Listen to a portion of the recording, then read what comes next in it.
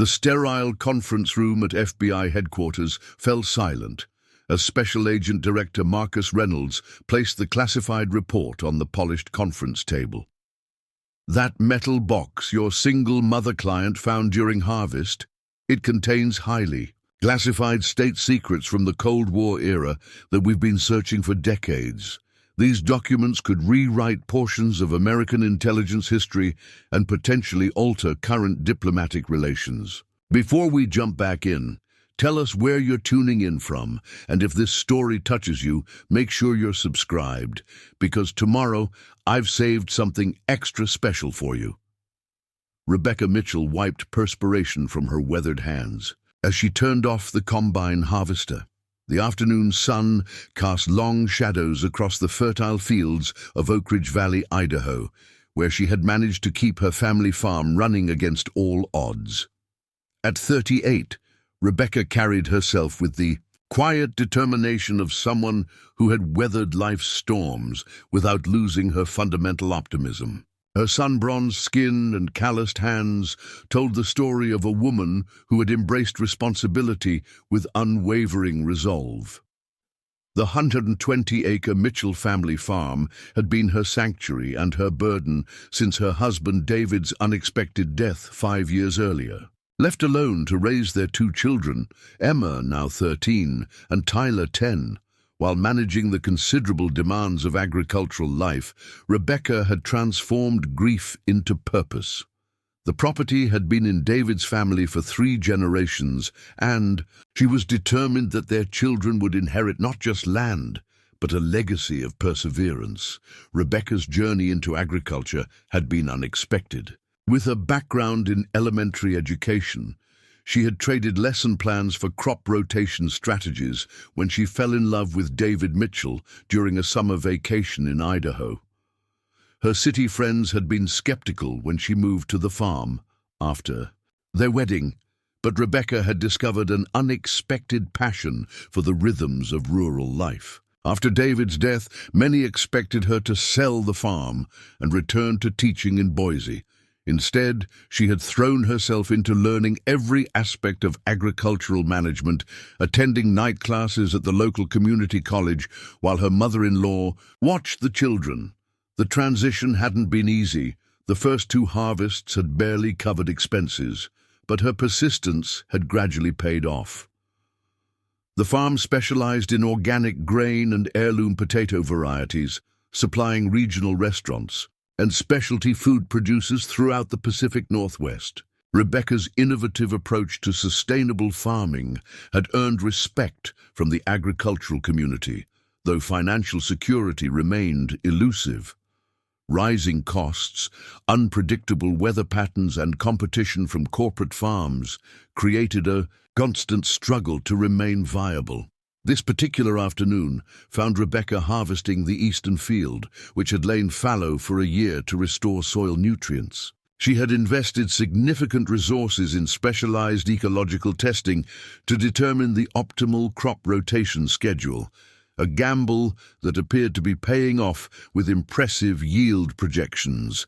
The wheat stood tall and golden, ready for harvest, at precisely the right moment.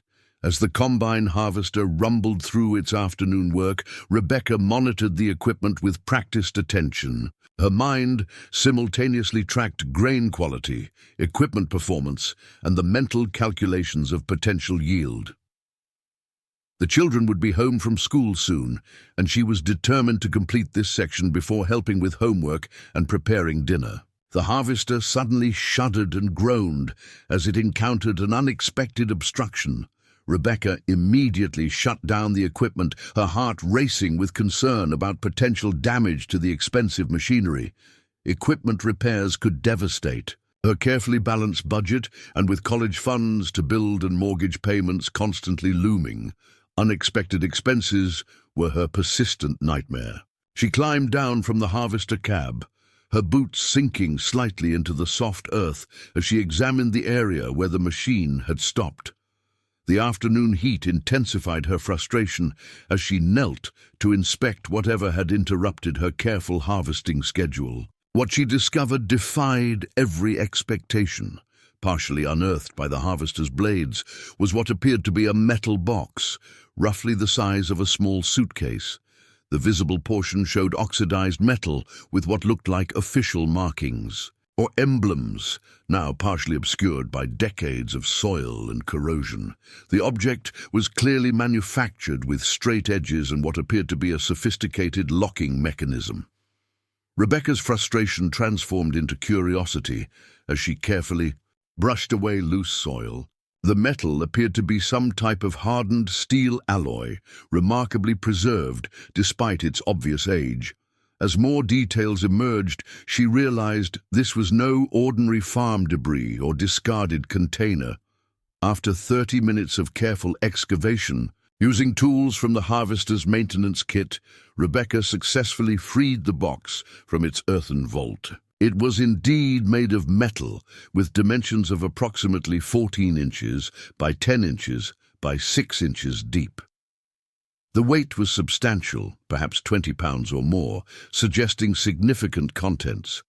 Most intriguingly, there appeared to be official, government markings on the lid, though corrosion made them difficult to identify with certainty. A moment of apprehension swept through Rebecca as she examined the markings more carefully. Though deteriorated by time and the elements, she could make out what appeared to be an eagle emblem and partial lettering that suggested some form of government classification. Her father had served in military intelligence before retiring, and she recognized enough to suspect this might be more than a discarded storage container. The practical implications began to dawn on her as afternoon sunlight glinted off the metal surface. This box had been buried on Mitchell family property for an unknown period. Its presence and official markings suggested something deliberately hidden rather than accidentally lost. But how had such an object come to rest in an unremarkable field in rural Idaho? Preparing and narrating this story took us a lot of time, so if you are enjoying it, subscribe to our channel. It means a lot to us. Now back to the story. Rebecca carefully wrapped the box in a clean tarp she kept in the harvester for covering sensitive equipment during unexpected weather changes. Her hands moved methodically, the educator in her naturally careful with potentially significant items. The afternoon that had begun with routine harvest work had veered into unexpected territory that raised far more questions than answers. She drove the harvester back to the equipment barn, the metal box secured beside her. The massive machine seemed to move with agonizing slowness as her mind raced with possibilities. Should she contact authorities immediately? Which authorities would be appropriate? What if this discovery was something dangerous or valuable enough to complicate her already challenging life? The Mitchell farmhouse was a two-story craftsman structure built in 1943, its simple lines and practical design reflecting the no-nonsense approach of the generation that had constructed it.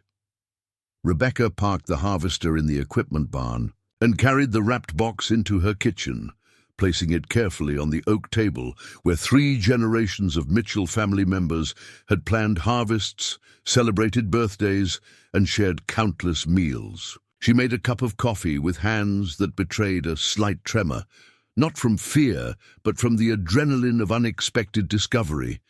The box sat before her, its presence somehow transforming her familiar kitchen into unfamiliar territory charged with possibility and uncertainty. Rebecca picked up her phone several times, uncertain whom to call. Her father, retired Colonel James Harrington, would have known the appropriate protocols, but he had passed away 3 years earlier. Her brother worked in corporate finance in Seattle and would have little insight into mysterious government containers. Her instinct was to call local law enforcement, but something about the box's apparent age and official markings suggested this might require more specialized authorities. After considerable deliberation, Rebecca decided to call Professor Thomas Williams at Idaho State University, who occasionally purchased organic grain from her farm for agricultural research. The professor had a background in historical research, before focusing on sustainable agriculture, and she trusted his judgment without fearing sensationalism. The phone rang 3 times before Professor Williams answered with characteristic enthusiasm. "Rebecca, how's the harvest coming? Those heritage wheat varieties performing as expected?" "Professor Williams, I need your advice," Rebecca said, her voice calm but edged with urgency. "I've discovered something while harvesting, and I'm not entirely sure what to do about it." She described the metal box in detail, including her observations about its apparent age, construction, and the partial government markings. Professor Williams listened without interruption, his interest evidently growing with each detail. When Rebecca finished her description, his response was immediate and decisive. "Rebecca, this sounds potentially significant. From your description of the markings, this could be government property, possibly from the Cold War era when Idaho hosted various classified projects. I strongly recommend treating this with appropriate caution. Don't attempt to open it, and minimize handling. I'm going to make a couple of calls to colleagues who might provide better guidance." After ending the call, Rebecca stared at the box with renewed awareness of its potential significance. Professor Williams's reference to the Cold War had triggered memories of her father's occasional cryptic references to government activities in Idaho during that period. Though he had never shared classified information, he had sometimes hinted that the state's remote locations had made it valuable for certain sensitive operations. She spent the waiting time researching Cold War-era government activities in Idaho, discovering that the state had indeed hosted various classified projects related to nuclear development, military training, and intelligence operations. The possibility that her family's farm might intersect with this history seemed simultaneously implausible and oddly fitting. Her father had often remarked that ordinary places sometimes concealed extraordinary secrets. The sound of her children's school bus pulling up interrupted her research. Rebecca quickly covered the box with a kitchen towel, deciding to wait until the children were occupied with homework before sharing her discovery. Some instinct told her to approach this situation with measured caution, particularly around impressionable young minds. "Mom, Tyler got detention for correcting his history teacher again," Emma announced, as the children burst through the door with typical after-school energy. Rebecca greeted her children with hugs and snacks, maintaining outward normalcy, while her mind continued processing the implications of her discovery. As the children settled into their afternoon routines, her phone rang. Professor Williams returning her call with unexpected urgency. "Rebecca, I've consulted with a colleague in the history department who specializes in Cold War government operations. Based on your description of the markings, she believes this could be a classified document container from a high-security program. I've been advised to recommend that you contact the FBI field office in Boise immediately. This could be significant from both historical and security perspectives." The professor's tone conveyed neither alarm nor excitement, but professional seriousness that reinforced the potential importance of her discovery. Rebecca thanked him for his guidance, her teacher's instinct for responsibility outweighing any hesitation about involving federal authorities. After ensuring the children were engaged with homework, Rebecca called the FBI field office, half expecting to be dismissed as overreacting to some mundane discovery. Instead, the agent who took her call asked detailed questions about the box's appearance, markings, approximate dimensions, and the circumstances of her discovery. His professional interest confirmed that her discovery warranted serious attention. "Ms. Mitchell, based on your description, we believe this could indeed be government property of potential significance. We'll dispatch agents to your location immediately. In the meantime, please don't attempt to open the container or move it from its current location. Are there any other residents in your home we should be aware of?" Rebecca provided details about her children and their grandmother, who lived in the guest cottage on the property. The agent assured her that the agents would arrive in plain vehicles and maintain appropriate discretion, acknowledging her concern about alarming the children. As evening approached, Rebecca explained to Emma and Tyler that some government officials would be visiting regarding something she had found in the field. She framed it as a potentially interesting historical discovery, while emphasizing that government procedures required official examination. Her straightforward approach satisfied their curiosity without creating unnecessary anxiety. Just after dinner, 2 unmarked SUVs arrived at the farm. 4 individuals in business attire introduced themselves as FBI agents, presenting credentials that Rebecca carefully examined. The lead agent, Special Agent Diana Chen, explained that they would need to secure and examine the box Rebecca had discovered. "Ms. Mitchell, we appreciate your responsibility in contacting us. Many people might have attempted to open such a container out of curiosity, which could potentially compromise valuable information or even pose safety risks," Agent Chen explained, as her team prepared specialized equipment for examining the box. The agents worked with methodical efficiency, photographing the box from multiple angles, taking measurements, and using handheld devices to scan for various forms of radiation or other potential hazards. Their professional approach neither minimized nor dramatized the situation, which Rebecca appreciated, especially with curious children observing from a respectful distance.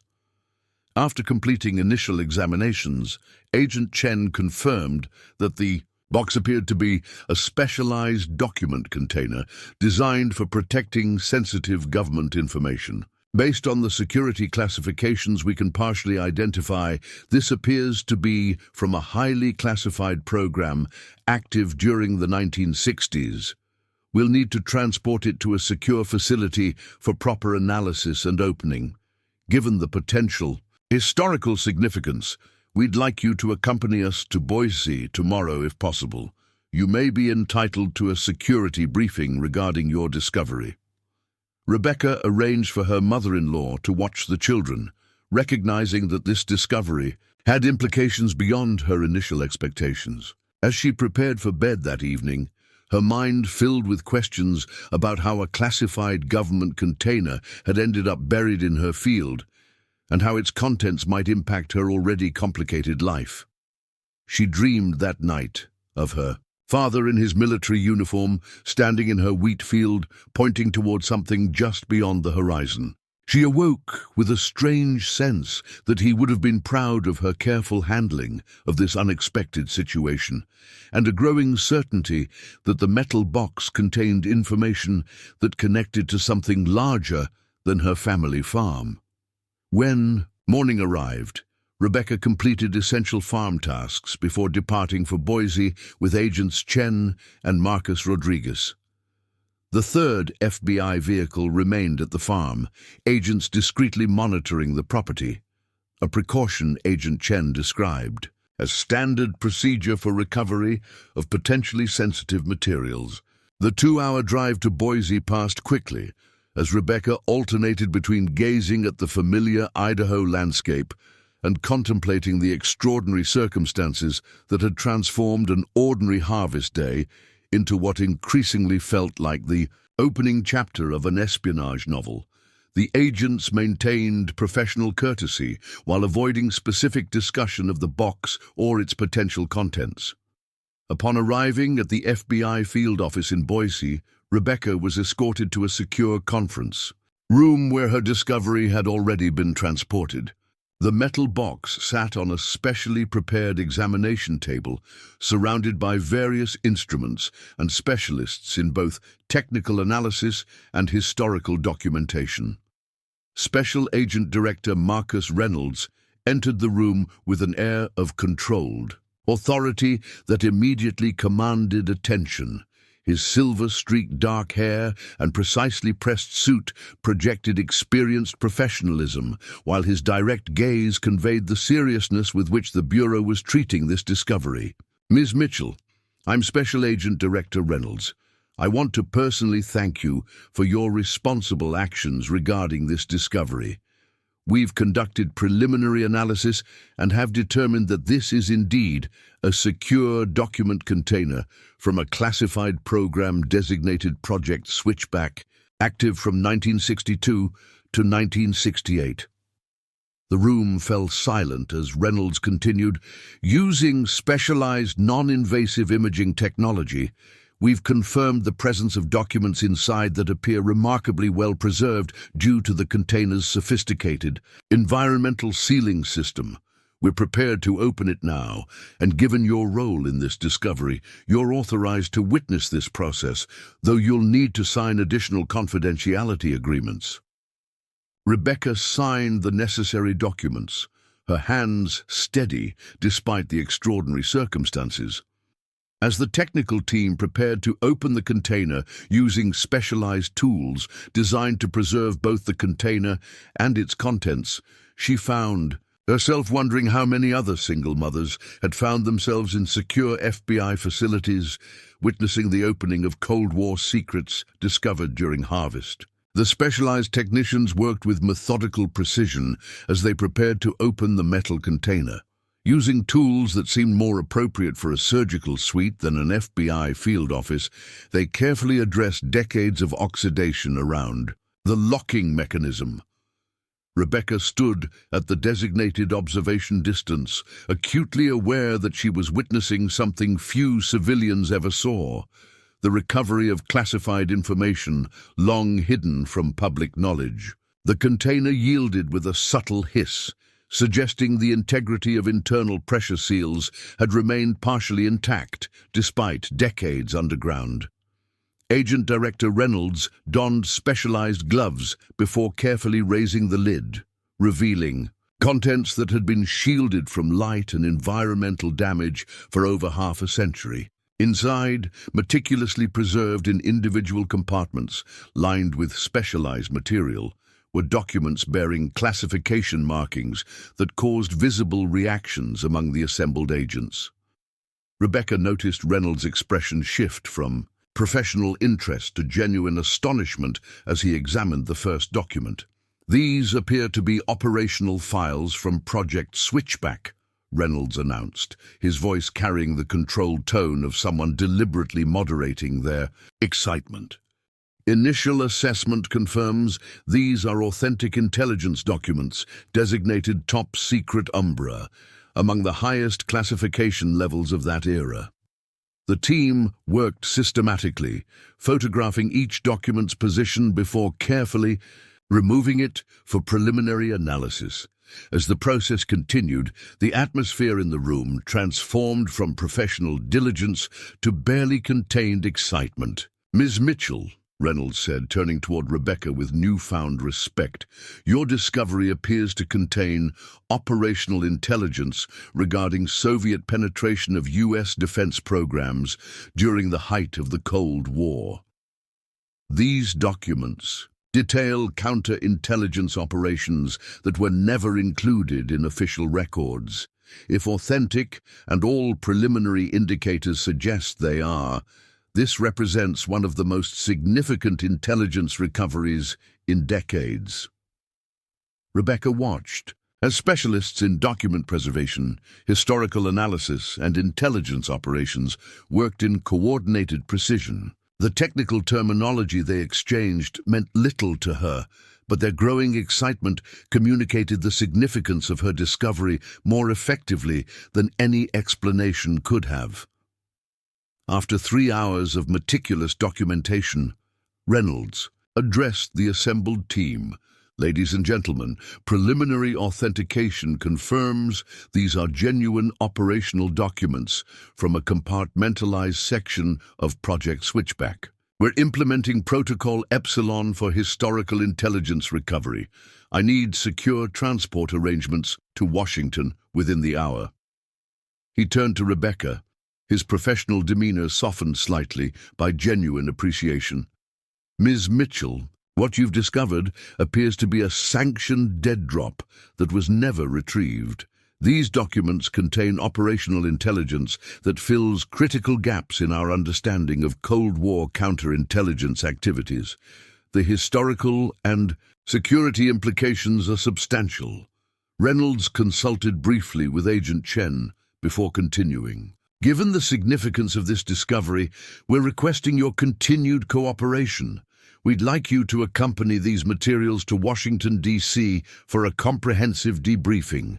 The Bureau will cover all expenses and ensure appropriate compensation for your time away from your farm and family. Rebecca's immediate concern was practical rather than dramatic. My children.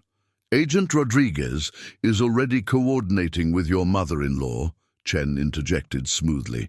We can arrange for them to join you in Washington after initial processing if the debriefing extends beyond 3 days. We understand your family responsibilities and will accommodate them appropriately. The consideration surprised Rebecca, though she maintained her composure.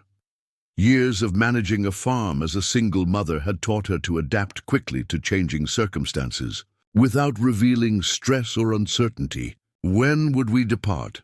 She asked, already mentally cataloguing the arrangements she would need to make for the farm's operation during her absence. We've secured a Bureau aircraft that will depart from Gowan Field in approximately 2 hours, Reynolds replied. You'll have time to pack essentials and speak with your family. Agent Chen will accompany you throughout this process. Rebecca made necessary calls while Agent Chen drove her home to pack. Her conversation with Emma and Tyler was deliberately matter-of-fact, framing the unexpected trip as an extension of her discovery that required consultation with historical experts in Washington. Her mother-in-law, Margaret, listened to the sanitized explanation with the skeptical expression of someone who had lived through enough of history to recognize when government agencies were involved. Just be careful, Rebecca, Margaret said, quietly as they embraced goodbye. David always said your straightforward integrity was your greatest strength. Don't let them complicate that. The motherly concern in her voice touched Rebecca deeply. Margaret had become not just a grandmother to her children, but a source of practical and emotional support through the difficult years following David's death. Her intuitive understanding that this situation might be more complex than a simple historical discovery reinforced Rebecca's determination to navigate the unexpected journey with clear-eyed awareness. 2 hours later, Rebecca found herself boarding a Gulfstream jet emblazoned with FBI insignia at a secure section of Gowan Field. The metal container, now sealed in a specialized transport case, was loaded with careful attention by agents who treated it with near-ceremonial respect. As the aircraft ascended over the familiar patchwork of Idaho farmland, Rebecca experienced a moment of disorienting contrast. Just that morning, she had been harvesting wheat on land she knew intimately. And now she was flying toward Washington, D.C. with federal agents and classified Cold War documents. The ordinary and extraordinary had collided in ways she could never have anticipated when she climbed into her harvester that morning. The flight gave her time to process the rapid developments. Agent Chen respected her need for reflection, offering information when appropriate, but otherwise allowing Rebecca space to adjust to the extraordinary circumstances. As the Idaho landscape gave way to the broader geography of America, Rebecca found herself contemplating how a metal box buried in her field connected to larger patterns of history and national security. 4 hours later, the aircraft landed at Andrews Air Force Base rather than a civilian airport, another indication of the significance with which authorities were treating the discovery. A motorcade of unmarked SUVs awaited on the tarmac, surrounding a distinguished-looking man in a tailored suit who projected authority without ostentation. Director Reynolds made the introduction as they descended the aircraft stairs. Ms. Mitchell, this is Undersecretary William Harrison from the Department of Defense. He's overseeing the historical assessment of your discovery." Harrison extended his hand with genuine warmth. "Ms. Mitchell, I cannot overstate the significance of what you've found. Your responsible actions have potentially recovered critical information that many of us believed was permanently lost. You've done your country a remarkable service." The motorcade proceeded directly to the Pentagon rather than FBI headquarters. Another deviation that revealed the escalating importance of the discovery. Rebecca was escorted through security protocols that seemed simultaneously excessive and appropriately rigorous, eventually arriving at a secure conference facility deep within the massive building. The room already contained a gathering of individuals whose demeanor suggested serious authority: intelligence officials, military officers, and historical analysts assembled around a polished conference table. The specialized transport case, containing the metal box and its contents, sat at the center of the table, now the focus of concentrated national security attention. "Ladies and gentlemen," Undersecretary Harrison began, "as most of you have been briefed, this morning an Idaho farmer discovered what appears to be the missing switchback contingency package that disappeared in 1964. Preliminary authentication confirms these are genuine operational documents, and they contain information directly relevant to both historical understanding and current security protocols." Rebecca noticed the surprised glances directed her way. Clearly, few in the room had expected the Idaho farmer to be present for this high-level briefing. Harrison acknowledged her with respectful inclusion. Ms. Rebecca Mitchell discovered these materials during routine agricultural work on her family farm. She immediately secured the container and contacted appropriate authorities, actions that preserved crucial evidence and demonstrated exemplary citizenship. She's been granted temporary clearance to participate in this initial assessment briefing. The assembled officials nodded acknowledgement, their expressions revealing varying degrees of curiosity about her presence. Rebecca maintained composed attentiveness, drawing on the patient dignity she had developed through years of agricultural work and single parenting. A distinguished woman in her 70s, seated near the head of the table, leaned forward with particular interest. Harrison made the introduction. "Ms. Mitchell, this is Dr. Catherine Chambers, former Deputy Director of Intelligence Operations and one of the few living individuals with direct knowledge of Project Switchback." Dr. Chambers studied Rebecca with keen intelligence.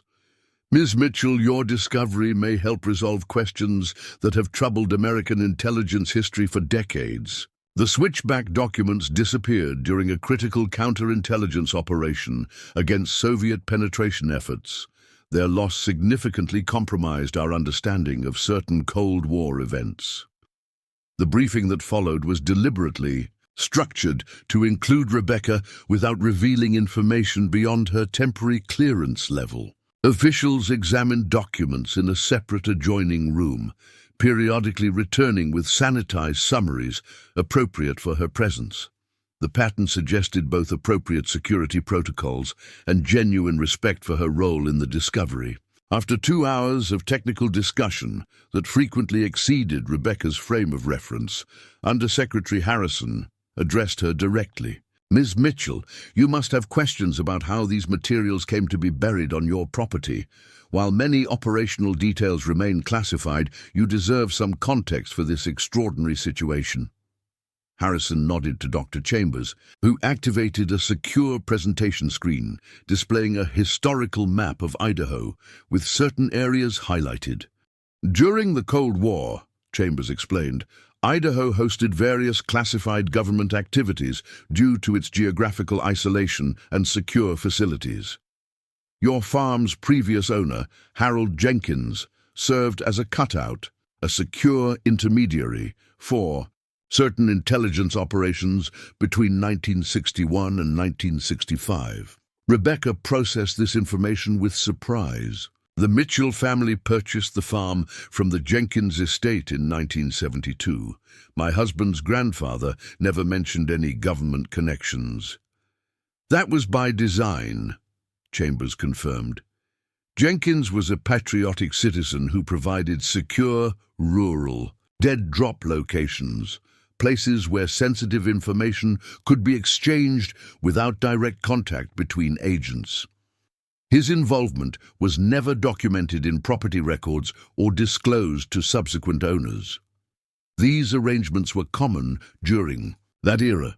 The explanation provided context while raising further questions. Rebecca carefully considered what this meant for her understanding of the land she had farmed for years, land that had apparently played a small but significant role in Cold War intelligence operations. As evening approached, the briefing transitioned to logistical arrangements. "Ms. Mitchell," Harrison said, "we've arranged accommodations for you at a secure government facility. Tomorrow's sessions will involve more detailed analysis of these materials. Your perspective as the discoverer remains valuable to this process." Rebecca was escorted to a surprisingly comfortable suite within a State Department residential facility.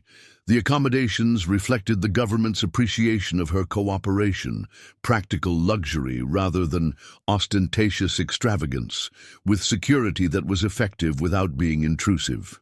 She spoke with Emma and Tyler by phone, maintaining the narrative that her discovery had historical significance requiring expert consultation. Their excitement about her unexpected adventure in Washington helped alleviate her concern about the separation. Margaret's steady presence provided additional reassurance that the children's routines would continue normally despite their mother's absence. After ending the call, Rebecca stood at the window overlooking Washington's illuminated monuments. The iconic structures seemed appropriate backdrops for her extraordinary circumstances. The quiet farmer from Idaho had been unexpectedly thrust into matters of national security and historical significance, all because a harvester blade had encountered something buried decades earlier. The following morning brought intensified activity. Rebecca was escorted to a different Pentagon facility where technical analysis of the documents had continued throughout the night. The atmosphere had shifted from initial excitement to focused determination as the significance of her discovery continued to expand. Director Reynolds greeted her with evident satisfaction. "Ms. Mitchell, the authentication process is complete. These documents are genuine operational records from a compartmentalized program that ran from 1962 to 1964. They contain critical information about Soviet penetration of American defense initiatives during that period, information that changes our understanding of several historical events." Rebecca was introduced to Dr. Martin Weiss, the national intelligence historian, whose scholarly demeanor barely contained his professional excitement. "Ms. Mitchell, your discovery is historically significant beyond our initial assessment. These documents reveal counterintelligence operations that were never recorded in official archives due to security concerns during a period of suspected insider threats." Weiss gestured toward a secure viewing area where selected documents were displayed under protective glass. These operational files document a Soviet attempt to compromise the early warning radar systems we were developing during that period. More significantly, they identify security vulnerabilities that were addressed at the time but never documented in accessible records. The historian's explanation continued with measured enthusiasm. From a historical perspective, these documents resolve long-standing questions about certain Cold War events. From a security perspective, they provide crucial context for systems that evolved into technologies still relevant to current defense protocols. The day progressed with structured briefings interspersed with periods where Rebecca waited while officials conducted more sensitive assessments. During one such interval, Dr. Chambers joined her in a secure waiting area, offering a perspective that differed from the technical analyses dominating the official briefings. "You seem remarkably composed for someone whose routine farm work suddenly connected to classified Cold War operations," Chambers observed with perceptive directness. Rebecca considered this assessment. "My father served in military intelligence before I was born. He never discussed his work specifically, but he instilled an understanding that ordinary places and people often connect to larger historical patterns in ways that aren't immediately visible." Chambers nodded with evident appreciation for this perspective. "That's an insight many intelligence professionals take decades to develop. History happens in ordinary places, on farms and in small towns, not just in diplomatic chambers and battlefields." This perspective resonated with Rebecca's experience as both an educator and a farmer. Her years teaching elementary school had emphasized how historical events affected ordinary families. Her transition to agriculture had reinforced her awareness of how policy decisions in Washington manifested in the practical realities of rural America. The documents mention operational names without providing context, Chambers continued, carefully navigating classification boundaries.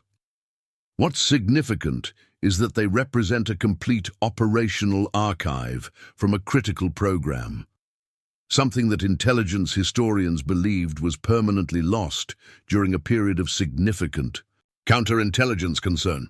By mid-afternoon, the briefings had expanded to include representatives from additional agencies, indicating the widening implications of the discovery. Undersecretary Harrison introduced officials from the State Department and National Security Council, emphasizing the contemporary relevance of these historical materials. Certain operational vulnerabilities documented in these materials relate to fundamental security protocols that evolved into current systems, Harrison explained. Understanding the historical context helps address previously unidentified security considerations in present-day operations. As technical discussions continued among the assembled officials, Rebecca noticed subtle shifts in how she was being regarded. From initial curiosity about the civilian who had discovered classified materials to growing respect for her measured participation in the process. Her straightforward questions and observations sometimes provided perspective that specialists embedded in technical details had overlooked. Late that afternoon, Harrison called the session to order with a significant announcement. "After comprehensive assessment, we've established that these materials constitute a significant historical intelligence recovery with implications for national security protocols.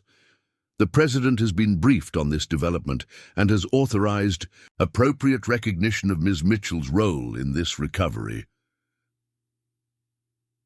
As Rebecca maintained her composure despite the extraordinary elevation of her discovery to presidential awareness.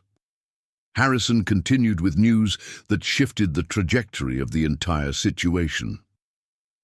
The documentation confirms that this was an authorized contingency package created as insurance during a period of suspected insider threats. The operation was compartmentalized to such an extent that when the officer responsible for this contingency measure died unexpectedly in 1964, the existence and location of these materials became lost to institutional knowledge.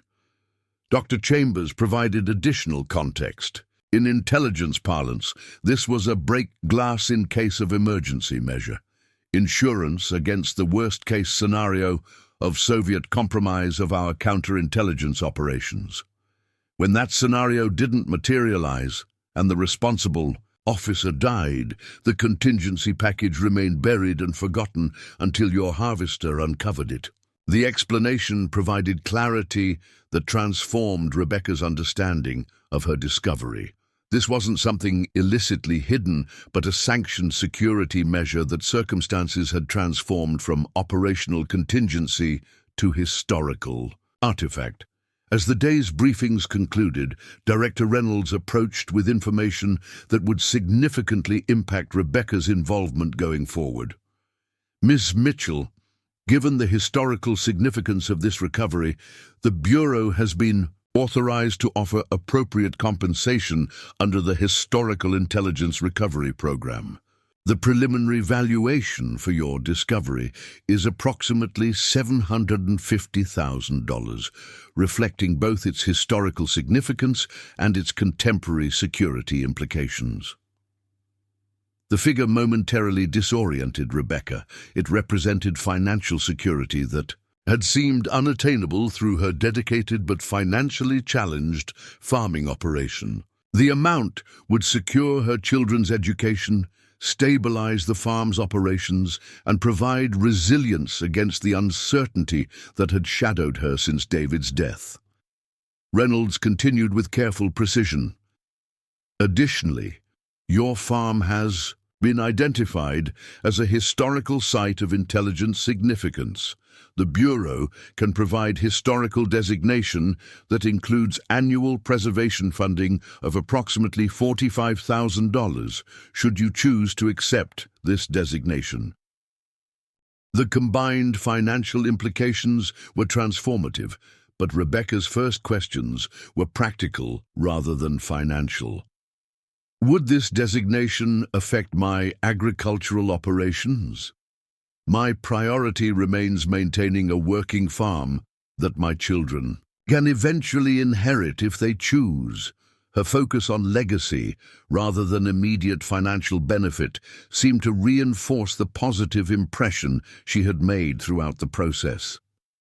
Reynolds assured her that the designation was designed to recognize historical significance without imposing operational restrictions on the property. The designation acknowledges the historical role your property played in national security operations without limiting its current use. Your agricultural operations would continue without restriction.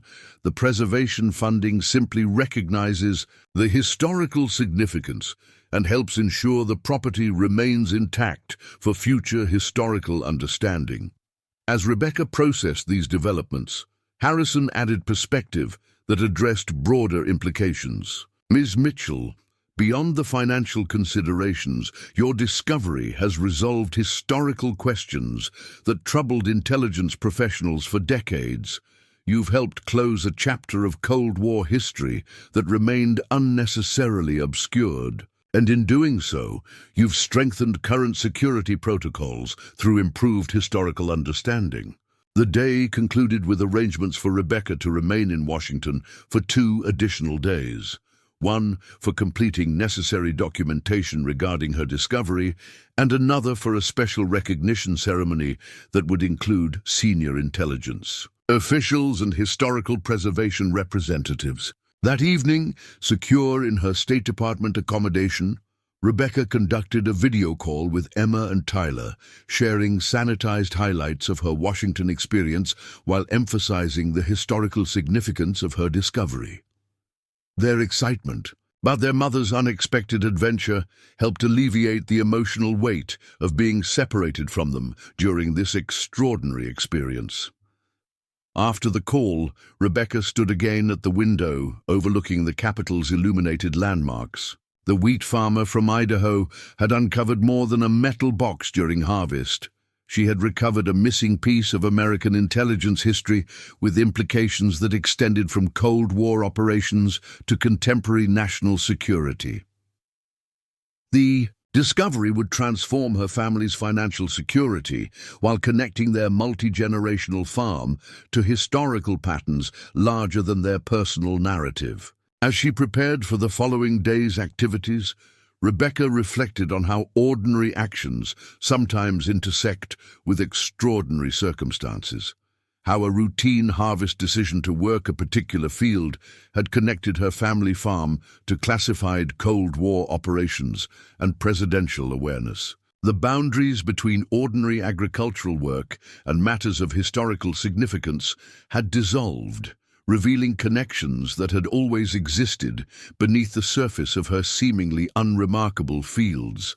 The third day in Washington brought Rebecca to the National Archives, where a specialized team had established a controlled environment for comprehensive analysis of the recovered documents. The climate-controlled research room, typically reserved for historians with the highest security clearances, had been temporarily converted into an operational center for Project Switchback recovery efforts.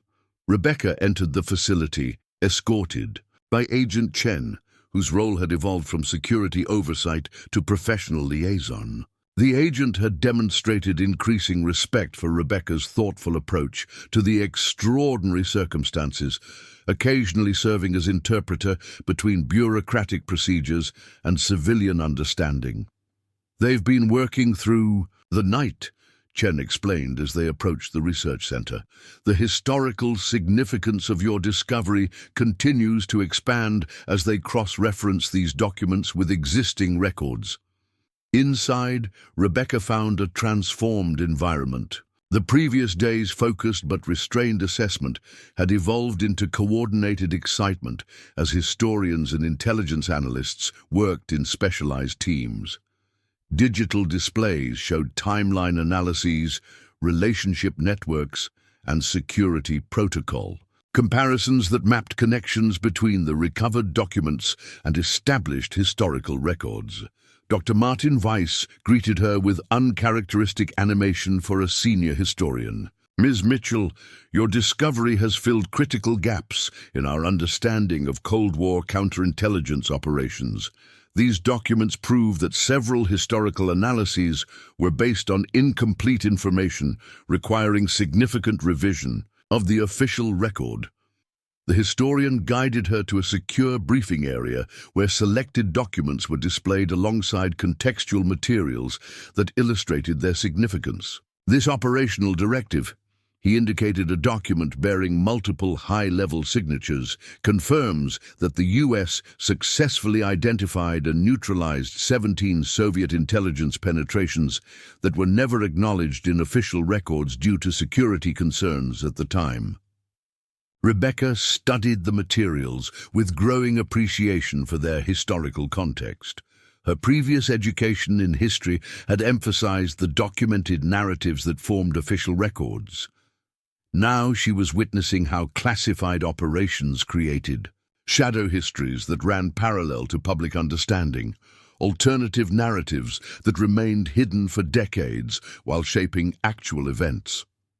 "The most significant discovery," Dr. Chambers explained as she joined them, "is confirmation that Operation Wintergreen successfully identified a Soviet penetration agent at the highest levels of defense planning. This fundamentally alters our understanding of certain policy shifts during that period." The former intelligence official's carefully measured explanation conveyed the significance without revealing still classified details. Rebecca recognized that even decades later, certain aspects of these operations remained sensitive enough to require cautious handling. By mid-morning, Undersecretary Harrison arrived with several senior officials Rebecca hadn't previously met. Their presence indicated the continuously expanding importance of her discovery, as implications rippled through various government departments. "Ms. Mitchell," Harrison began, during a brief pause in the technical assessments, "your discovery has initiated security protocol reviews across multiple agencies. Historical information from these documents has provided context for vulnerabilities that evolved into current systems.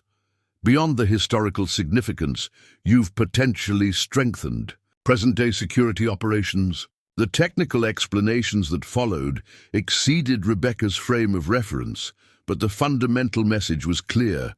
Her discovery had value beyond historical documentation. The recovered materials provided context for security systems that had evolved over decades, offering insights into foundational vulnerabilities that might otherwise have remained unaddressed. As the morning progressed, Rebecca was introduced to Dr. Eleanor Hargrove, the recently appointed archivist of the United States, whose presence underscored the historical significance of the recovery. The archivist's specialized knowledge provided context that transformed technical details into meaningful narrative. Ms. Mitchell, Dr. Hargrove explained, historical discoveries of this magnitude traditionally exist only in national security law. The mythical lost documents that researchers speculate about but never expect to actually recover. Your discovery is comparable to finding a missing volume of Washington's war correspondence or a previously unknown draft of the Constitution. This framing helped Rebecca grasp the significance beyond classified technical details. Her chance discovery had recovered not just government documents, but missing pieces of American history that transformed understanding of a pivotal historical period. The morning's briefings culminated with an announcement from Harrison that revealed new dimensions of official response to her discovery. The President has authorized the creation of a specialized historical assessment team for comprehensive analysis of these materials. Additionally, after consultation with intelligence community leadership, he has approved declassification of selected portions that can now safely be incorporated into historical records. This decision represented significant recognition of the discovery's historical importance. Declassification would transform these materials from operational secrets to accessible historical documentation, allowing scholars to revise historical understanding based on previously unavailable information. Furthermore, Harrison continued, the President has expressed interest in personally acknowledging your role in recovering these materials. A White House recognition ceremony is being arranged for tomorrow afternoon, following the completion of technical processing. The announcement momentarily overwhelmed Rebecca's carefully maintained composure. Her straightforward decision to report an unusual discovery during harvest had escalated beyond anything she could have anticipated. From FBI field office to Pentagon briefings, and now to presidential recognition.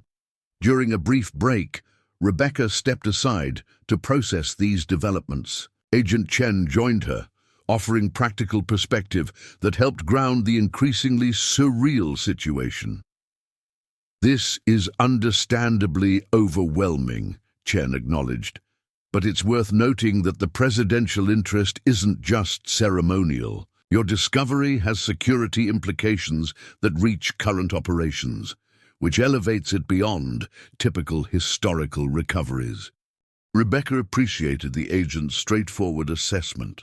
Throughout this extraordinary experience, Chen had demonstrated respectful professionalism without unnecessary dramatization, an approach that aligned with Rebecca's own preference for practical clarity. When the session resumed, Rebecca was introduced to Amanda Sullivan, White House Deputy Chief of Staff, who had arrived to coordinate the recognition ceremony. Sullivan's efficient warmth balanced protocol requirements with personal consideration. Ms. Mitchell, we understand this has been an unexpected journey from your harvest field to the White House, Sullivan acknowledged with genuine appreciation.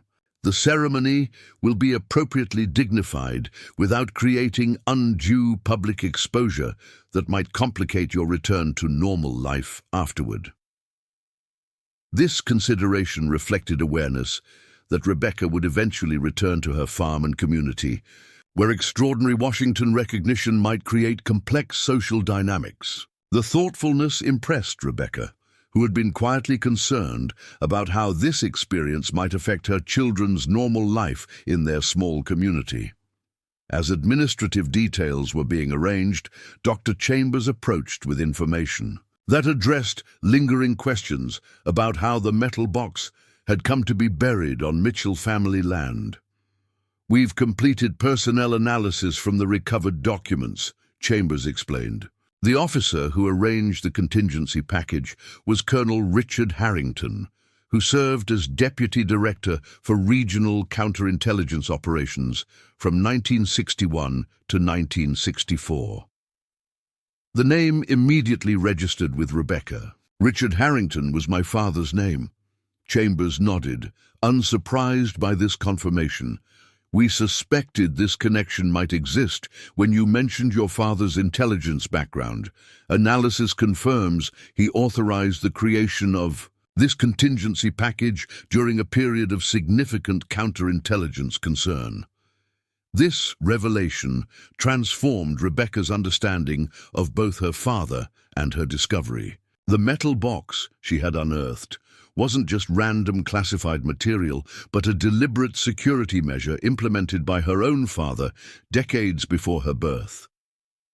The documentation indicates your father arranged this contingency measure through the Jenkins property, land your husband's family would later purchase. Chambers continued. His unexpected death in a 1964 training accident meant the contingency package's location remained unrecorded in official channels. The personal connection added emotional dimension to what had previously been an extraordinary but externally imposed experience. Rebecca now understood that her discovery had recovered not just national security materials, but a fragment of her father's professional legacy, operational decisions made decades earlier that had remained buried until his daughter's harvester uncovered them. There's something poetically appropriate, Chambers observed, with unusual sentimentality for an intelligence professional, about a daughter completing her father's operational security measures decades later without ever knowing. The connection existed. The personal revelation provided meaningful context as administrative preparations continued for the following day's White House ceremony. Rebecca coordinated travel arrangements for Emma and Tyler to join her for the recognition event, an educational opportunity and personal connection to their grandfather's previously unknown professional legacy. That afternoon, Rebecca was escorted to specialized facilities where historical preservation experts were implementing conservation protocols for the recovered materials. Dr. Hargrove personally guided her through the preservation process, explaining how specialized techniques would protect these irreplaceable historical artifacts for future generations. Historical preservation isn't just about physical conservation, the archivist explained, as they observed technicians working with specialized equipment. It's about maintaining context and provenance, the chain of custody and circumstance that gives materials their full meaning. Rebecca recognized parallels to agricultural preservation, where maintaining heirloom crop varieties involved preserving not just seeds, but growing techniques and cultural knowledge that gave them proper context. Her work maintaining heritage, grain varieties on her farm followed similar principles of preservation with context. We're developing specialized historical documentation of your discovery, Hargrove continued. Not just the technical details of document recovery, but the human story of how a single mother farming her family land uncovered materials that changed historical understanding. That narrative deserves preservation alongside the documents themselves. This perspective resonated with Rebecca's educator background. As a former teacher, she had always emphasized to students that history wasn't just facts and dates, but human stories that connected past decisions to present circumstances. Now, she had become part of such a connection, bridging her father's Cold War security decisions to contemporary understanding. The day concluded with confirmation that Emma and Tyler would arrive early the following morning, accompanied by a bureau representative who had been dispatched to assist Margaret with travel arrangements. The children's excitement about visiting Washington and attending a White House ceremony had transformed their concern about their mother's unexpected absence into enthusiastic anticipation. Rebecca spent that evening reviewing briefing materials prepared by Sullivan's staff, guidelines for the White House visit that balanced protocol requirements with practical considerations. The materials reflected thoughtful awareness that this experience represented extraordinary circumstances for a civilian thrust unexpectedly into matters of historical significance and national security. When morning arrived, Rebecca prepared for the day's events with practical attention to appropriate presentation. Her packed luggage had included one conservative dress suitable for professional settings, though she hadn't anticipated it would be worn for presidential recognition, rather than routine meetings with agricultural officials or bank representatives. Emma and Tyler arrived mid-morning, their excitement temporarily overwhelming typical preteen restraint as they embraced their mother. Margaret had equipped them with new outfits appropriate for the White House visit, demonstrating the practical support that had made her such a valuable presence in their lives following David's death. "Mom, is it true you found secret spy stuff?" Tyler asked with animated enthusiasm that reflected both his age and personality. "Not exactly spy stuff," Rebecca corrected gently. "Historical documents that help us better understand events from the past. Important information that had been missing from historical records." Emma, at 13, demonstrating emerging maturity, asked more perceptive questions. "Why did Grandpa James never tell us he worked on secret government projects? Did you know about this?" The question reflected the complexity of intelligence work, how operational security created silences that extended even to family relationships. Rebecca provided context while acknowledging the limits of her own understanding. "Your grandfather's work required confidentiality even decades later. I knew he worked in intelligence, but many specific details remained classified throughout his life. This discovery has helped me better understand aspects of his career that he never discussed." The morning provided opportunity for Rebecca to share sanitized highlights of her Washington experience, carefully presenting the extraordinary circumstances in terms the children could appreciate without creating security concerns. Sullivan had provided age-appropriate briefing materials that explained the historical significance without revealing classified details. By early afternoon, the family was escorted to the White House, where carefully choreographed protocols balanced security requirements with making the experience meaningful rather than intimidating. Sullivan personally greeted them, her professional warmth helping ease the children's initial nervousness at the formality of the surroundings. "The President is genuinely interested in your mother's discovery," Sullivan explained to Emma and Tyler. "Historical understanding helps current leaders make better decisions, and your mother has helped recover important information that improves that understanding." The ceremony took place in the Roosevelt Room rather than the more public East Room, a deliberate choice that Sullivan explained was designed to maintain appropriate classification protocols while providing meaningful recognition. The setting offered historical resonance without creating unnecessary public exposure. Rebecca and her children were introduced to carefully selected attendees representing intelligence agencies, historical preservation organizations, and relevant congressional committees. The focused guest list maintained operational security while providing appropriate recognition of the discovery's multifaceted significance. When the president entered, his approach balanced official dignity with personal warmth. After formal introductions, he engaged directly with Emma and Tyler before addressing Rebecca. "You must be very proud of your mother," he said to the children. "Her careful attention and responsible decisions have helped our country in important ways. That's something worth celebrating." Turning to Rebecca, he continued with evident sincerity. "Ms. Mitchell, discoveries like yours remind us that history isn't confined to archives and museums. Sometimes crucial information waits to be found in ordinary places by observant citizens who recognize the significance of what they've discovered." The official recognition included presentation of the Intelligence Community Distinguished Public Service Medal, an honor rarely awarded to civilians, along with formal documentation of the historical significance of her discovery. The president emphasized dual aspects of recognition: appreciation for recovering historically significant materials and acknowledgement of her exemplary citizenship in handling the discovery responsibly. Your actions reflect the best traditions of civic responsibility, the president noted during his remarks.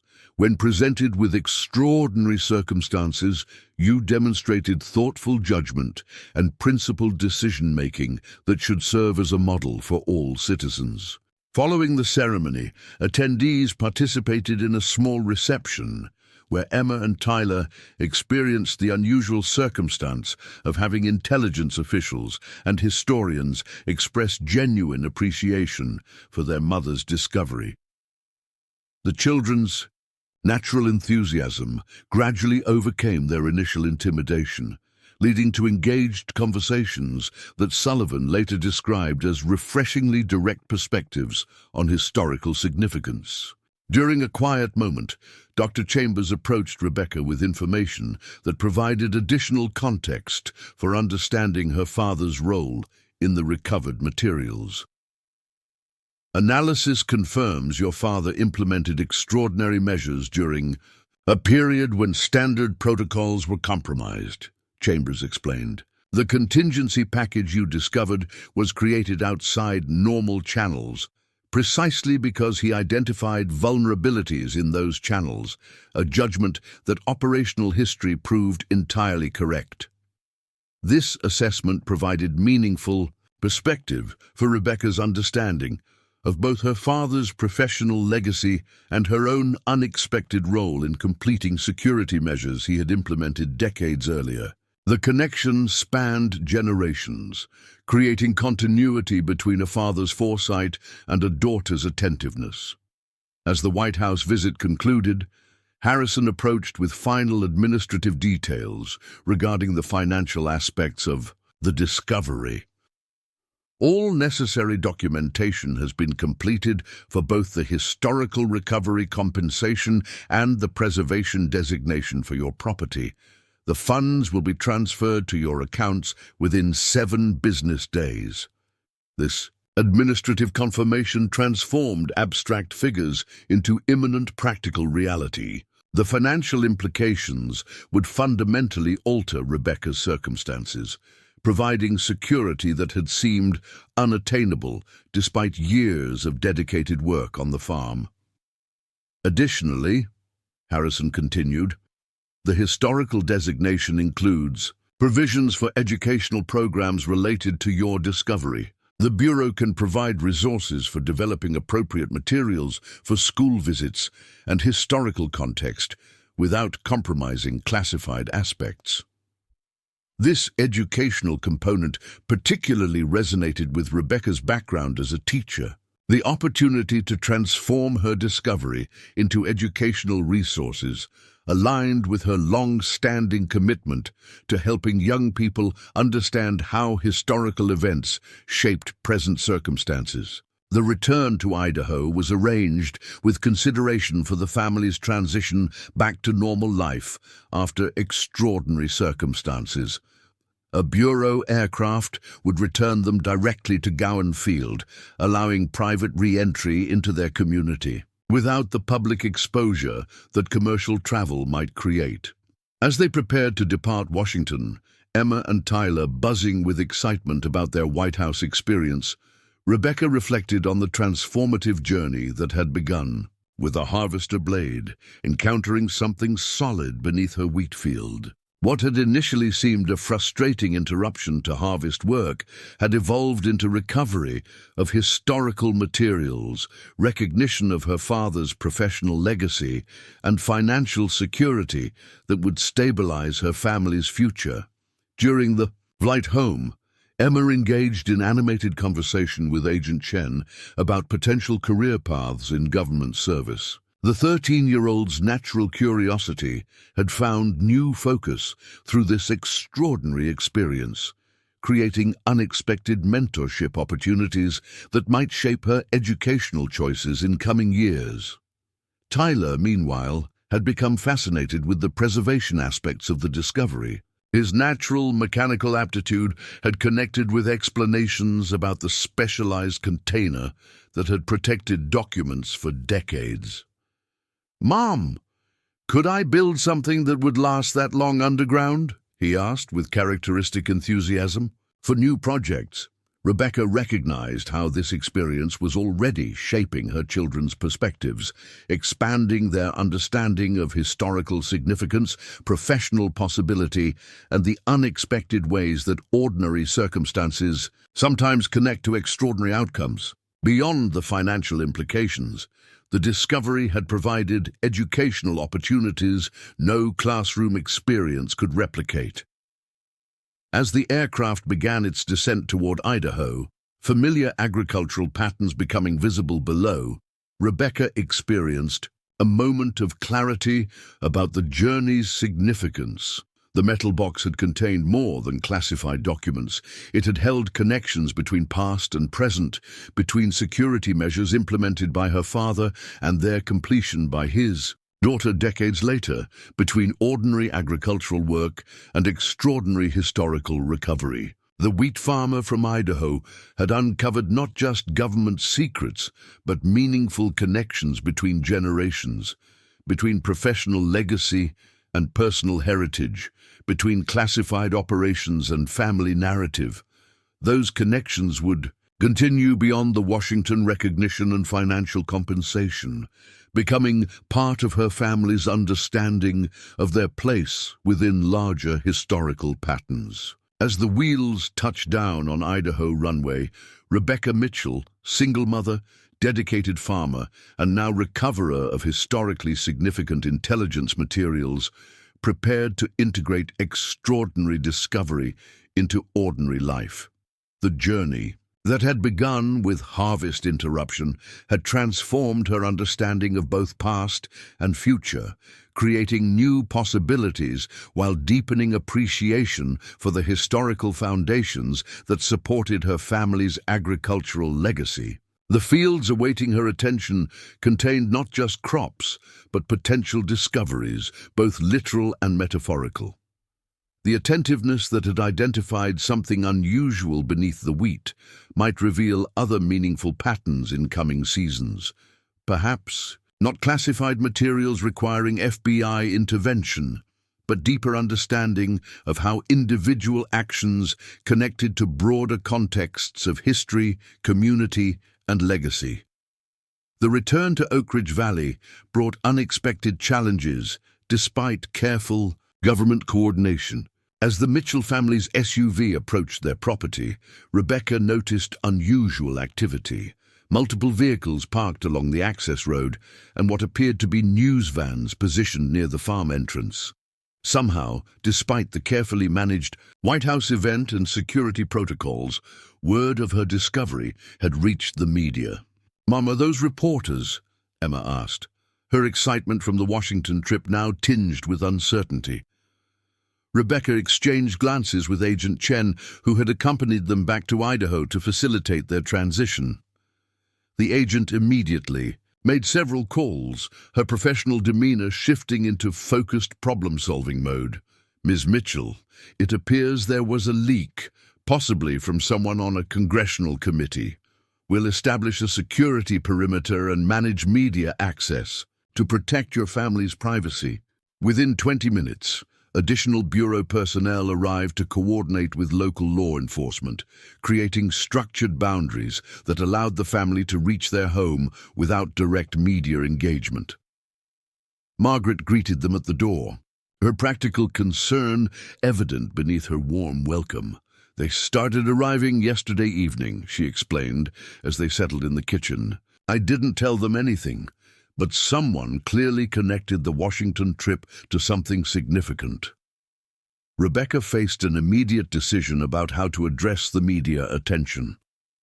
Complete avoidance seemed impractical, given the rural community's interconnected nature, Yet she remained concerned about her children's privacy and the potential for sensationalism to complicate their return to normal routines. Agent Chen offered balanced guidance based on similar situations. A brief, structured statement often satisfies initial curiosity while discouraging persistent intrusion.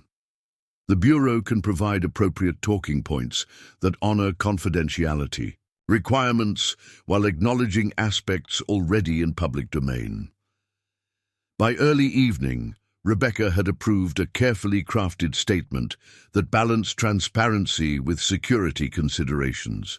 Standing at the farm entrance with Agent Chen nearby, she addressed the assembled reporters with composed dignity that reflected her educator background and agricultural practicality. During routine harvest operations, I discovered historical materials of national security significance and immediately contacted appropriate authorities.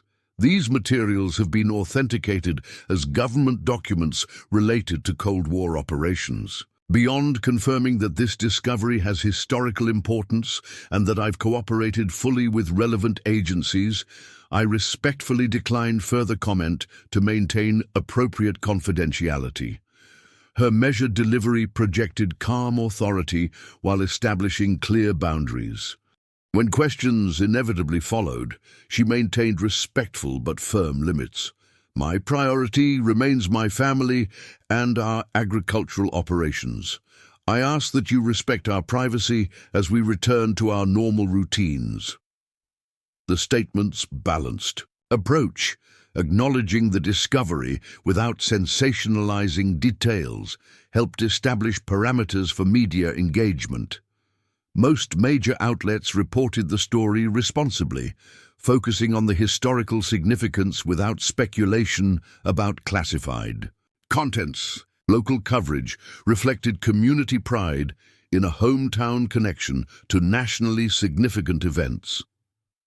In the days that followed, Rebecca implemented practical strategies for managing the transition back to normal life. Emma and Tyler returned to school with preparation for potential questions from classmates and teachers. Rebecca coordinated with school administrators to ensure appropriate handling of curiosity without creating unnecessary disruption to educational routines. Community response revealed the strength of small-town relationships built over years of consistent presence.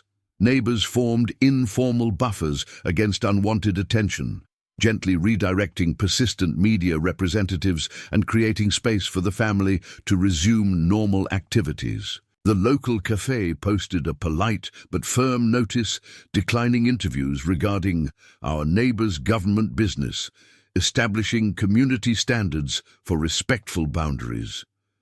By the second week, media presence had diminished substantially as national attention shifted to other stories. What remained was community curiosity about what Rebecca might do with the substantial compensation that rumors correctly suggested she had received. This interest reflected genuine care rather than intrusive speculation, often expressed through practical offers of financial planning resources or investment advice from community members with relevant expertise. Rebecca approached these conversations with characteristic thoughtfulness, balancing private decision-making with appreciation for sincere community support. She shared general intentions while maintaining appropriate financial privacy. Certain funds would secure college opportunities for Emma and Tyler, others would stabilize farm operations, and the historical designation would support educational programs connected to the property's unique heritage. The initial foundation for these plans took shape during a meeting with financial advisors recommended by both local contacts and Bureau resources. Rebecca's approach reflected her fundamental values, securing educational opportunities, strengthening agricultural sustainability, and creating community benefits that extended beyond her immediate family. The discovery creates opportunity for thoughtful stewardship, she explained to the advisory team. I'm interested in responsible management that honors both my family's needs and the broader significance of what these resources represent. This philosophy guided the creation of structured funds designated for specific purposes, educational trusts for Emma and Tyler, that balance college preparation with flexibility for their evolving interests, agricultural investment accounts for farm modernization and sustainability initiatives, and a community foundation focused on educational programs connecting rural students to historical understanding and career opportunities in public service. As financial structures were being established, Rebecca faced decisions about the farm's operations, given the historical designation and new resources. After considerable reflection and consultation with agricultural experts, she developed a dual approach that integrated historical significance with innovative farming practices. The eastern field where she had discovered the metal box was designated for heritage agricultural programs, growing historically significant grain varieties, using traditional methods while incorporating educational components about Cold War history and its connection to rural communities. This section would host school visits coordinated with the Historical Designation Program, connecting agricultural heritage to national security history through age-appropriate educational materials. The remaining acreage would implement advanced, sustainable farming techniques, using new resources to adopt precision agriculture technologies that improved efficiency while reducing environmental impact. This balance honored agricultural heritage while embracing innovation that would secure the farm's viability for future generations. 3 months after the discovery, as winter settled over Idaho's agricultural landscape, Rebecca received an unexpected communication from Dr. Catherine Chambers. The former intelligence official requested permission to visit the farm to discuss historical documentation projects connected to the discovery.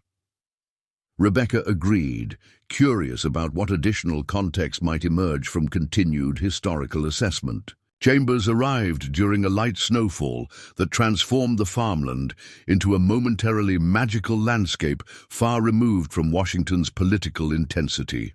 Over coffee at the kitchen table, where Rebecca had first examined the mysterious box, Chambers shared developments that extended the discovery's significance beyond initial assessments.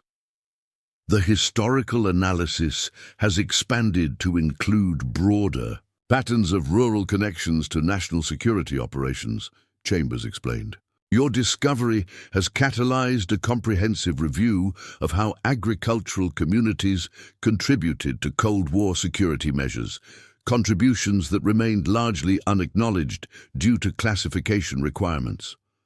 The project was documenting how rural properties throughout the American heartland had served as secure locations for various national security operations, from communication relays to secure storage facilities to meeting locations beyond urban surveillance. These connections had remained largely unrecognized in historical assessments that focused on urban centers and official installations.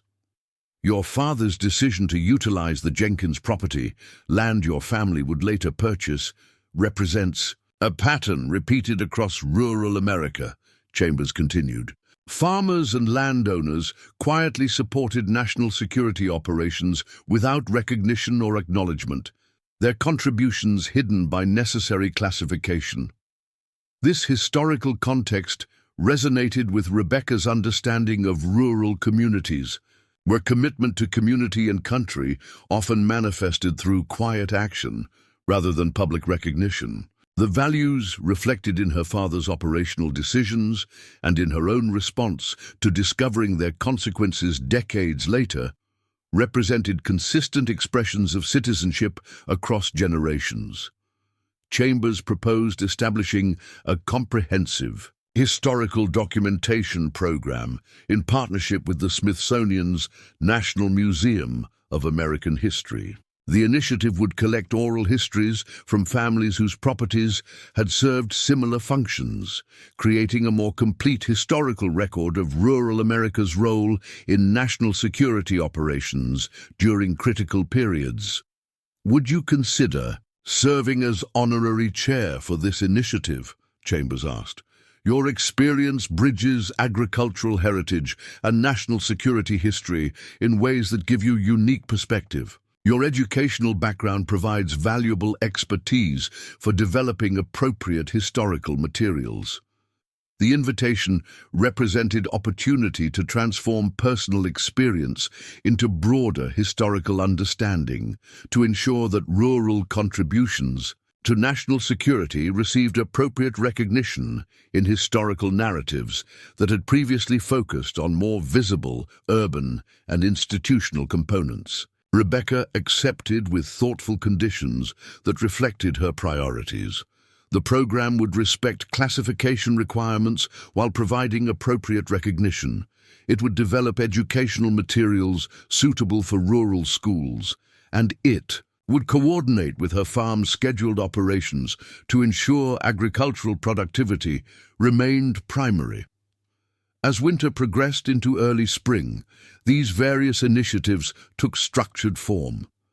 The financial planning established sustainable management of the compensation funds, balancing immediate family security with long-term educational and agricultural investments. The Heritage Designation Program developed educational materials coordinated with school curriculum standards, creating meaningful learning opportunities connected to the Discovery Site.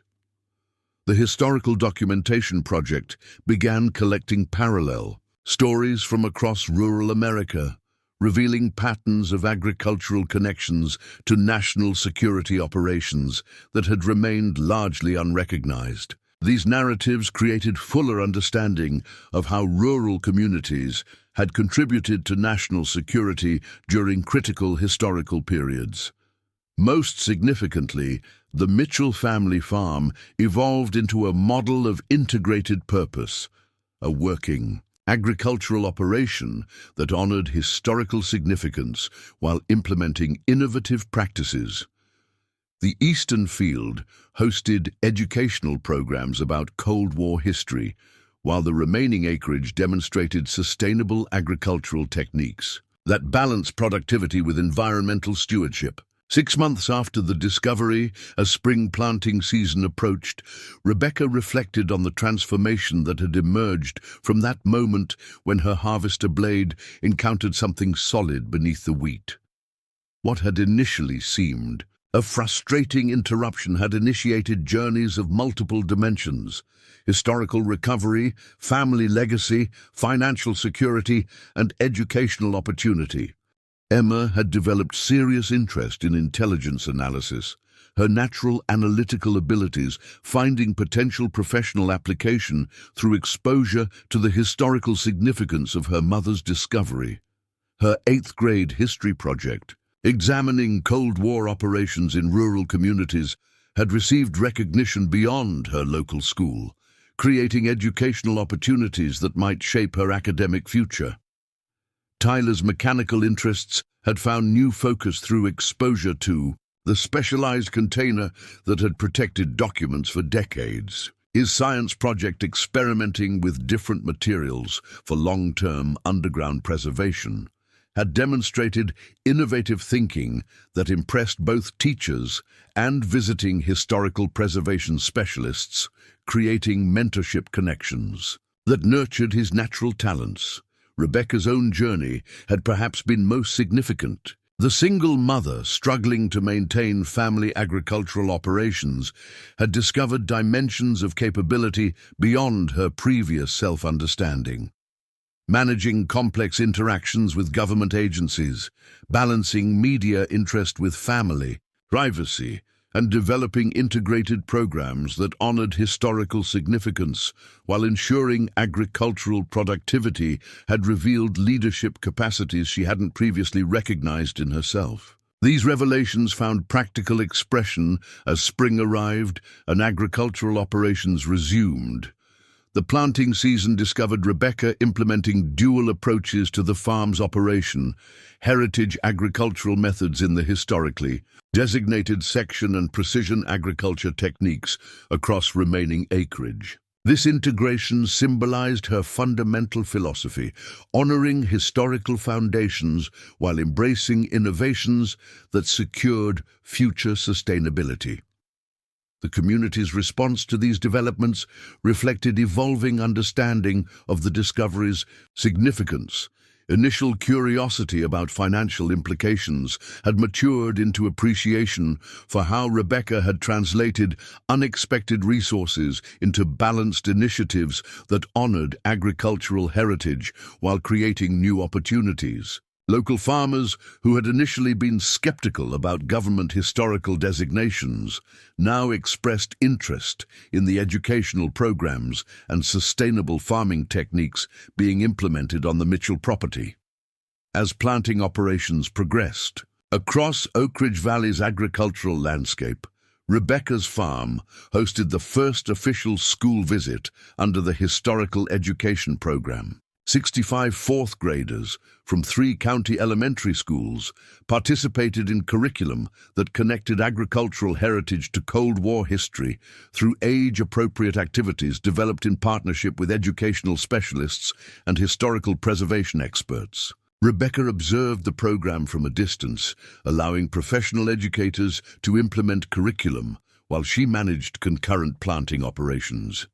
The sight of children engaged in learning activities in the same field where her harvester had uncovered classified documents created visual confirmation of how successfully she had integrated historical significance with continued agricultural productivity. Later that afternoon, as Rebecca adjusted settings on precision planting equipment in an adjacent field, she noticed a farmer from a neighboring property observing the educational activities with evident curiosity.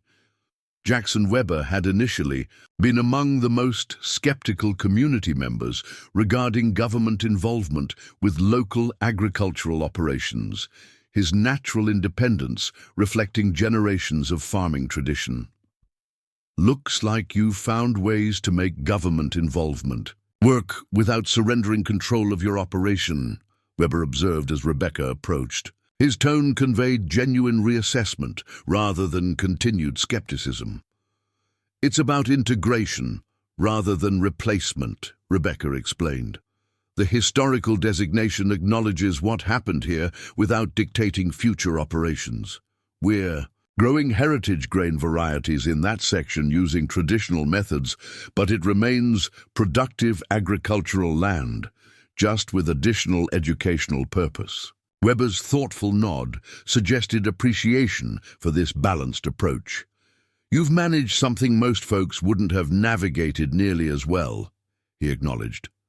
"Turned government complication into community benefit without sacrificing agricultural priorities. That's worth studying almost as much as whatever was in that box you found." This assessment from a traditionally skeptical source represented meaningful community validation. Weber's perspective reflected broader shifts in how local agricultural operators viewed the developments following Rebecca's discovery. Recognition that historical significance and continued productivity could coexist through thoughtful integration rather than forced compromise. That evening, as Rebecca reviewed planting progress reports at the kitchen table where her journey had begun with examination of a mysterious metal box, she reflected on the multiple dimensions of growth that had emerged from that unexpected discovery. Beyond the obvious financial security and historical significance, the experience had revealed capacity for leadership and integration that transformed understanding of both past and future. The kitchen table itself symbolized this integration. The surface that had first supported a mysterious metal box now held agricultural planning documents alongside historical education materials and college opportunity research for Emma and Tyler. These diverse elements shared space just as their purposes shared Rebecca's attention, representing balanced priorities rather than competing demands. As spring planting season progressed into early summer, Rebecca received notification that the Historical Documentation Project had received additional funding through a National Endowment for the Humanities grant. The expanded resources would support comprehensive collection of parallel narratives from agricultural communities across America, documenting previously unrecognized connections between rural properties and national security operations during critical historical periods. This development created opportunity for broader historical recognition of how agricultural communities had contributed to national security through quiet participation in operations that remained classified for decades. Rebecca's discovery had initiated historical reassessment that extended far beyond the specific documents she had uncovered, creating more complete understanding of how rural America had participated in security measures that historical accounts had previously attributed primarily to official agencies and urban centers. 1 year after the discovery, as summer sunshine ripened wheat across Oakridge Valley, Rebecca Mitchell stood in the eastern field where her harvester blade had encountered something solid beneath the golden grain. The heritage varieties growing there connected agricultural traditions to historical significance, creating visible representation of how past and present could coexist productively when approached with thoughtful integration. Nearby, a modest, historical marker identified the field's significance while respecting security classifications. The carefully worded plaque acknowledged contributions to national security operations during the Cold War era, without specifying details that remained sensitive decades later. This balanced recognition honored historical significance without compromising continuing security considerations. As Rebecca surveyed the productive landscape surrounding her, she recognized how this journey had transformed not just her circumstances, but her understanding of how ordinary work sometimes intersects with extraordinary significance. The wheat farmer focused on harvest operations had uncovered not just classified documents, but connections between agricultural heritage and national security history, between family legacy and community identity, between historical foundations and future possibilities. These connections had always existed beneath the surface of the seemingly ordinary fields she cultivated, invisible until a harvester blade revealed what had been quietly present through decades of agricultural cycles. The revelation had initiated journeys of discovery that continued to unfold through educational programs, historical documentation, agricultural innovation, and personal growth. Looking toward the western horizon, where afternoon sun illuminated ripening wheat, Rebecca Mitchell, farmer, mother, educator, and now steward of historically significant property, recognized the central insight from this extraordinary journey. Ordinary places and everyday work often connect to larger patterns of history and significance, their importance revealed not through dramatic transformation, but through attentive recognition of what already exists beneath the surface of the seemingly familiar. The single mother who had worried about agricultural viability and educational opportunities had discovered resources beyond financial compensation, capacity for leadership that integrated diverse priorities, ability to navigate complex institutional relationships while maintaining personal values, and talent for creating educational opportunities from unexpected circumstances. These discovered capabilities would continue producing harvests of opportunity long after the immediate circumstances of the buried box had been resolved. As Rebecca returned to ongoing agricultural operations, she carried awareness that she farmed fields containing both wheat and history, cultivating not just crops, but connections between generations, between individual actions and national security, between agricultural heritage and future innovation. These integrated purposes created harmony rather than conflict, demonstrating how thoughtful stewardship could honor historical foundations while nurturing future possibilities. The metal box that had interrupted harvest operations had contained more than classified documents.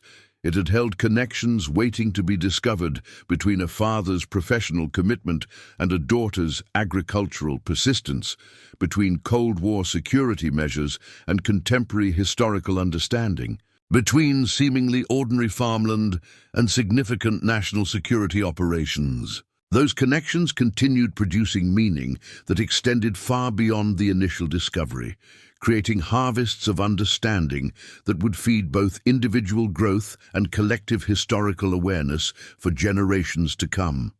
Up next, you've got two more standout stories right on your screen.